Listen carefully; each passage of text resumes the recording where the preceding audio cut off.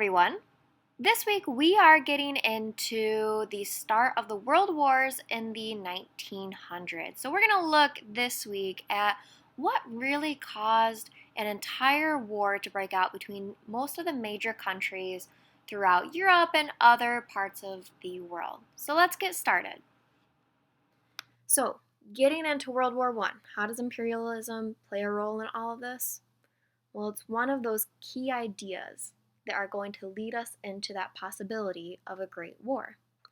So I'm going to show you guys this acronym, MANIA, that helps people remember some of the major causes leading up to World War I.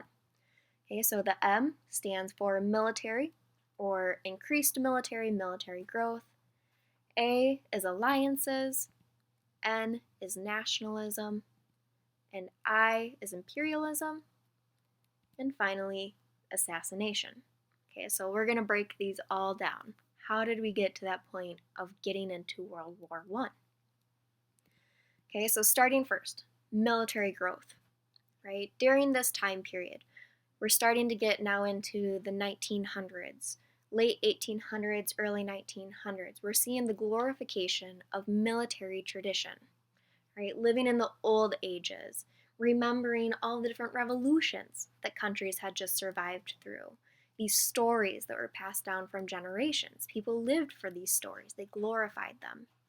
And these stories were romanticized by young men. They heard their grandfathers talk about, the battles that they had survived through. And so it became, again, this romanticized idea that younger generations held about war. They didn't think about death. They didn't think about the destruction or the fallout. Instead, they heard about these heroic ventures of the generations before them.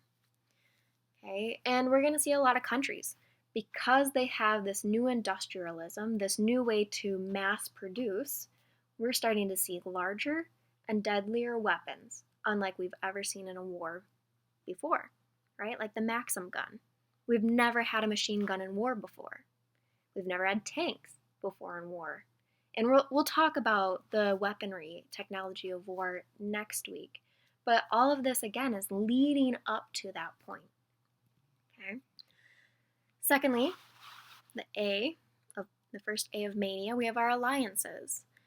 During this time, a lot of major developed countries in Europe wanted to keep this peace.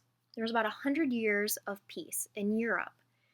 And they wanted to keep this sense of peace that was going on. So by agreeing into these relationships with other major countries in Europe, they wanted to keep this peace going on. The intention of it was to discourage war. Because if someone declares war on someone else, they're going to be fighting a lot more countries than what they had intended. And it puts the risk a lot more higher than it was before. So that was the intention. But in reality, it increased how deadly wars were going to get from here on out. Because now it's not just a battle between one country and another country. Now it's a battle between 5 of the deadliest countries against the other 5 deadliest countries. Okay, so because of this, we see these 2 real teams that come up out of these alliances. The first is the Central Powers. This is Germany, Italy, and Austria-Hungary. We also have the Triple Entente, or what we know in U.S. history as the Allies, because this is the side that the United States ends up helping later on near the end of World War I, but this is made up of France, Russia, and Britain. Okay, so going back to that idea, nationalism, we see our old empires collapsing, like the Ottoman Empire. And when the Ottoman Empire collapses, we see these other new young nations trying to come in and claim rights to the lands.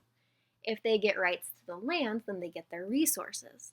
They get the access to seaports. And when you have access to seaports, you are able to trade easier. When you trade easier, you make more money. Okay? So add that all on top of that main idea of nationalism, that people are increasing their willingness to die for one's country. Okay? Again, we're all setting the stage. Okay, imperialism, back to that idea where we're seeing major nations competing with each other for these resources. So there's international tensions that are happening among nations. They're at war with each other in ideology. They're at war with each other for resources. Okay, so you already see these increased bad relationships bubbling up under the surface as people are starting to go into Africa and Asia. Okay, so I'm giving you this picture, these two pictures, because it's going to preface the information I'm going to give you next. And I want you to be able to picture these people and locations I'm talking about, because this is what sets off World War I. So on the left here, we have Archduke Franz Ferdinand. Okay, and on the right, we have a map showing the entire region that was underneath the empire of Austria-Hungary. Archduke Franz Ferdinand was the Archduke of Austria-Hungary. So they had a pretty big region of Europe here. Okay, so take into account this entire orange part here, take into account Bosnia and Herzegovina, as well as Serbia. All three regions are going to be playing a role here pretty soon. All right, so that final A of mania is the assassination of Archduke Franz Ferdinand from Austria-Hungary. Okay, so he was traveling for ceremonial stuff. He was traveling to Bosnia, okay, which is underneath the part of Austria-Hungary's empire. And while he was traveling or getting ready to travel with his wife, they heard rumor that some of the Serbian nationalists who lived in Bosnia were going to attempt an assassination on his life. They were going to try to murder him while he was visiting in Bosnia. Okay, so the name of the Serbian nationalist group that was causing a lot of issues in Bosnia was the Black Hand.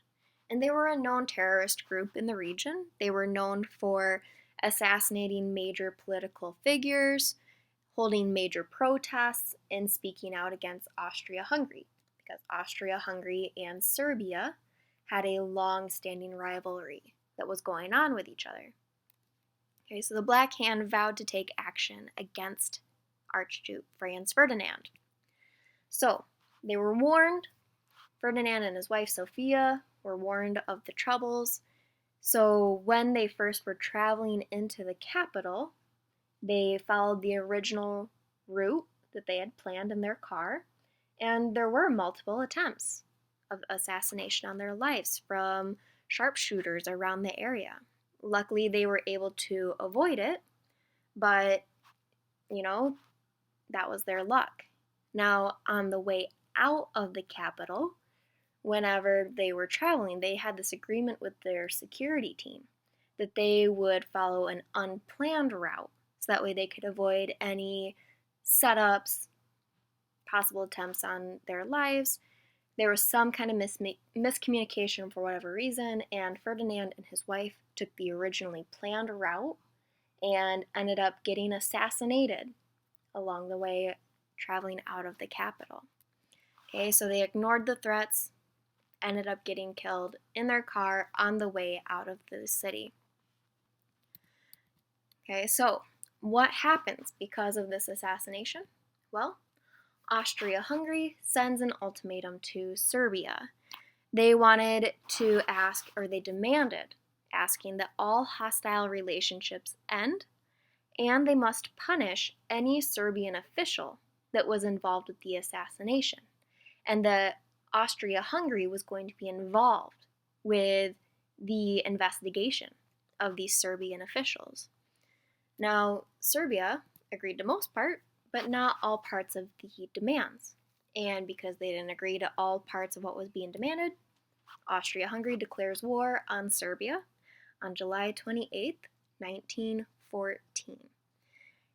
You can ask a lot of historians. A lot of them will tell you that they believe this is the date that World War I starts, because this is the first point of one country declaring war on another. So remember, we have these alliances going on where all of these countries have backup friends that if one person gets in a war, all of these other countries will back them up, protect them. So as a result, Russia and France back Serbia. Germany backs Austria-Hungary. Okay? Now, France was with Serbia. What Germany ends up doing, because Germany and France are not right next to each other. Okay, Belgium is right in between there.